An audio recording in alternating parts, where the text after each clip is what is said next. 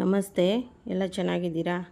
ನಾವಿವತ್ತು ರುಚಿಯಾದ ಕ್ಯಾರೆಟ್ ಪಲ್ಯ ಮಾಡ್ತಾಯಿದ್ದೀವಿ ಚಪಾತಿ ಜೊತೆಗೆ. ಸೂಪರಾಗಿರುತ್ತೆ. ಅದಕ್ಕೆ ನಾನು 4 ಕ್ಯಾರೆಟ್ ತೊಗೊಂಡು ತುರ್ಕೊಂಡಿದ್ದೀನಿ.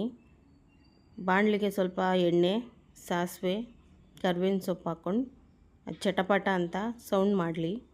ಆಮೇಲೆ ಮೆಣಸಿನ್ಕಾಯಿ ಹಾಕ್ಕೊಳ್ಳಿ, ಚೆನ್ನಾಗಿ ಫ್ರೈ ಆಗಲಿ.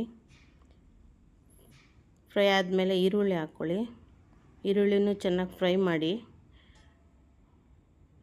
ಮಾಡಿ ಸ್ವಲ್ಪ ಸಾಲ್ಟ್ ಹಾಕಿ ಈರುಳ್ಳಿ ಚೆನ್ನಾಗಿ ಸಾಫ್ಟ್ ಆಗುತ್ತೆ, ಚೆನ್ನಾಗಿ ಬೇಯುತ್ತೆ.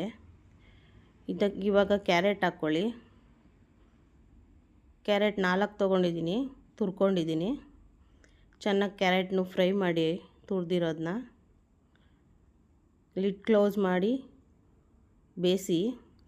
ಇವಾಗ ಸ್ವಲ್ಪ ರುಚಿಗೆ ತಕ್ಕಷ್ಟು ಉಪ್ಪು ಹಾಕ್ಕೊಳ್ಳಿ, ಚೆನ್ನಾಗಿ ಮಿಕ್ಸ್ ಮಾಡಿ. ಸ್ವಲ್ಪ ಕೊತ್ತಂಬರಿ ಸೊಪ್ಪು ಹಾಕಿ ಕ್ಯಾರೆಟ್ ಪಲ್ಯ ರೆಡಿ.